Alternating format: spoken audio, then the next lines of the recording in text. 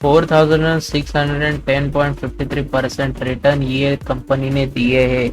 ये एक multinational company है और ये multinational company Indian stock exchange में लिस्टेड है। तो आज मैंने जो वीडियो बनाया है तो इस कंपनी के मैंने पॉजिटिव पॉइंट, निगेटिव पॉइंट सब डिस्कस किए हैं। तो जिन लोगों को ये वीडियो देखना है तो डेफिनेटली स्टार्ट टू एंड देख सकते हैं, क्योंकि ये एजुकेशनल वीडियो है। तो स्किप मत कीजिए, क्योंकि मैंने यहाँ पे जो भी इंफॉर्मेशन निकाली है वो मेरे सर्फिंग से या सर्चिंग से जो मुझे मिला है इस स्टॉक के रिलेटेड इंफॉर्मेशन, वो मैंने कोशिश की है कि ये जो मैं स्टॉक सिलेक्ट करता हूँ तो वैसे ही आप भी खुद से सर्चिंग और सर्फिंग करके स्टॉक सिलेक्शन कर सकते हैं। इसलिए मेरे चैनल का नाम भी surfing knowledge pool with GD है।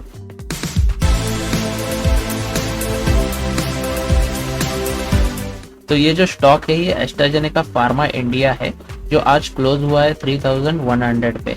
अगर आप देखोगे ये ग्राफिकली अगर आप देखोगे तो इसका डेटा 1999 से है, तब ये स्टॉक 65.81 पे था और आज के दिन देखिए, मतलब ये एक्चुअली मल्टी बैगर हो चुका है। तो हम यहाँ पे देखेंगे कि ये स्टॉक पिछले एक्चुअली कुछ दिनों से गिर रहा है। तो ये स्टॉक गिरने के पीछे के रीजंस क्या है, क्या नहीं है, तो वो हम डिस्कस करने वाले हैं। तो पहला पॉइंट तो आपको बता देता हूँ, ये एक्चुअली फार्मा कंपनी है। तो फार्मा कंपनी अभी पिछले कई दिनों से गिर रही है। तो आप अगर ये मेरा वीडियो देखोगे मेरे चैनल पे जाके अरबिंदो फार्मा का, उसमें मैंने फार्मा स्टॉक क्यों गिर रहे हैं उसका मैंने छोटा सा एनालिसिस करके बताया है। तो आपको वहां पे मेरा जो पहला रीजन है फार्मा कंपनी क्यों गिर रही है, तो वो आपको वहां पे समझ में आ जाएगा।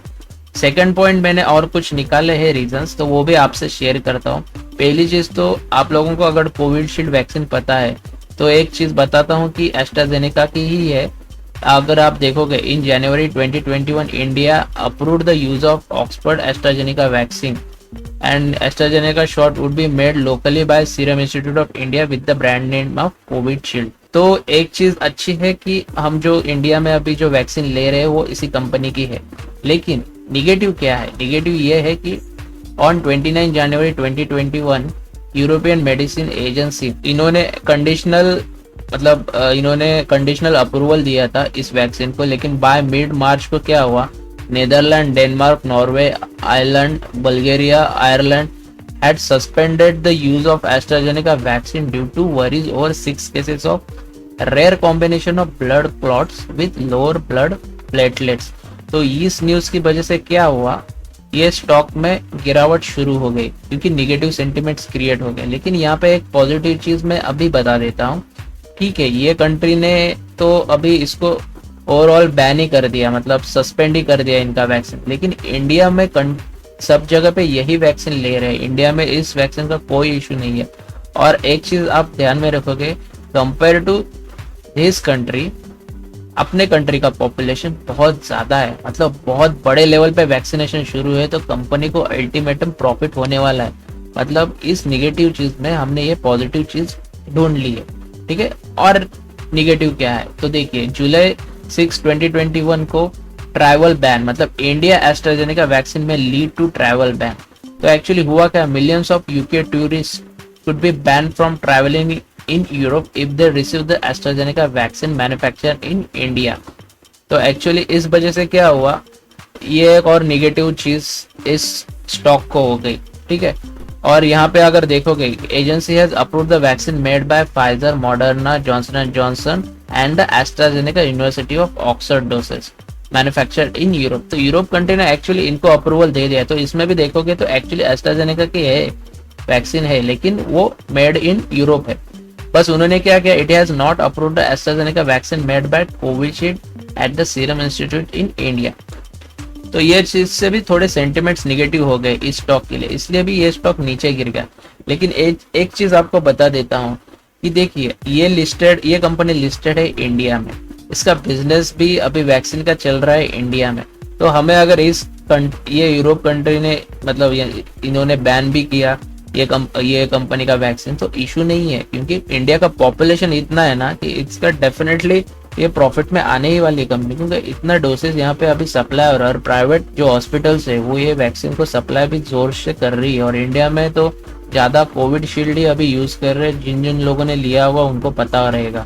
उसके बाद और एक निगेटिव चीज़ इस स्टॉक के रिलेटेड ये है कि इसका जो क्वार्टरली रिजल्ट्स आ गए वो ईयर बाय ईयर मतलब जो सेल्स था वो डाउन हो गया 9.39%।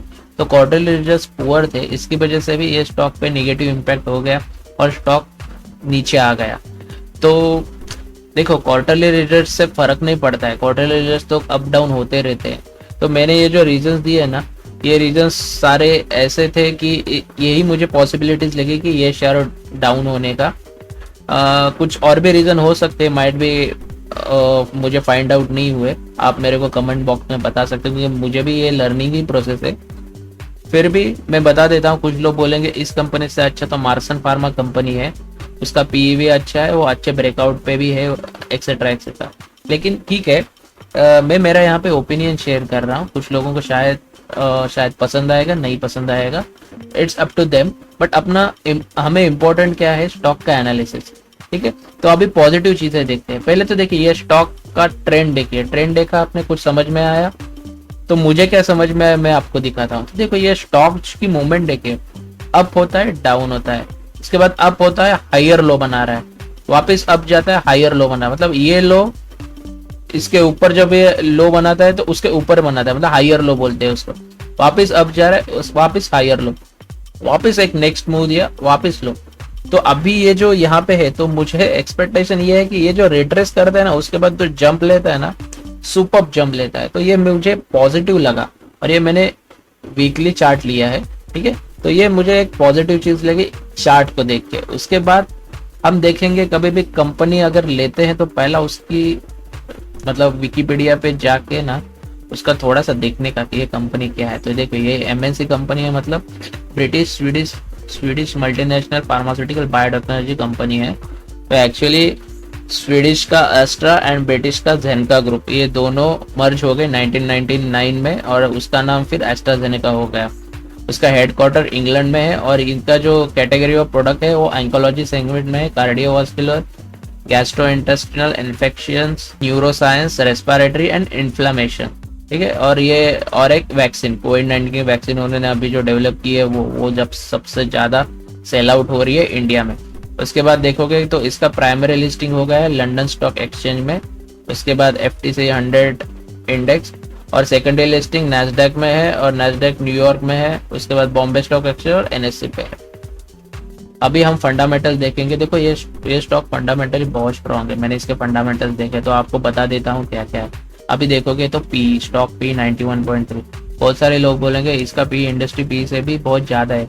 हाँ डेफिनेटली ज़्यादा है, लेकिन मैंने इस कंपनी की जब हिस्ट्री देखी तो इस स्टॉक का पी हमेशा ज़्यादा ही रहा है। मतलब ऐसा नहीं जब इस स्टॉक की जब प्राइस कम थी तो इस स्टॉक का पी कम था, नहीं, ये कुछ स्टॉक ऐसे रहते हैं ना जिनका पी हमेशा हाई रहता है। तो ये मैंने थोड़ा सा उस पॉइंट ऑफ व्यू से लिया है कि मैंने पॉजिटिव ही लिया है, कुछ मुझे ऐसा लगा ये स्टॉक का पी देखने की ज़रूरत नहीं है। उसके बाद ROC देखिए, ROC बहुत अच्छा है। तो स्टॉक के पी के रिलेटेड मैं पॉसिबल हुआ तो आपको हिस्ट्री दिखा दूंगा कि इसका पी मोस्टली 80 to 100 के बीच में घूमता रहता है। उसके बाद देखिए उसका प्रॉज और कॉन्स। तो कंपनी के प्रॉज ऑलमोस्ट डेट फ्री है, डेट फ्री कंपनी ही हमें लेनी रहती है, क्योंकि डेट फ्री कंपनी रहेगी, कंपनी पे कर्जा नहीं रहेगा तो किसी को उनको पैसे देने की जरूरत नहीं रहती है। वो उनको जो भी प्रॉफिट रहता है वो अपने शेयर होल्डर या अपने स्टॉक प्राइस में वो यहाँ पे इंक्लूड करते हैं। ठीक है, उसके बाद company has deliver good profit growth of 77.40 at CAGR over last 5 year. तो कंपनी प्रॉफिट भी अच्छा दे रही है। कौन से, लेकिन ये कौन से के उसकी stock is trading at 16.99 times it's books value. ठीक है, चलता है क्योंकि पी उसका भी है ही इतना। Company has deliver poor sales growth of 7.61 over past 5 years. लेकिन ये माइनर है, कुछ ज़्यादा मेरे को ये अच्छा नहीं। उसके बाद देखिए प्रॉफिट लॉस स्टेटमेंट, अगर सेल्स देखेंगे तो सेल्स देखिए 397 से बढ़ के अभी 814 तक आया है। मतलब सेल्स ग्रोथ तो मेरे को डिसेंट ही लगी, कुछ खराब नहीं लगी, मतलब इंक्रीजिंग मैनर पे है। ऑपरेटिंग प्रॉफिट भी देखा मैंने, तो ऑपरेटिंग प्रॉफिट बीच में यहाँ पे 2013 से 2015 के बीच में थोड़ा सा प्रॉब्लम था, लेकिन उसके बाद से देखिए कंसिस्टेंट 2016 से कंसिस्टेंट ग्रोथ मोड पे ही आया है।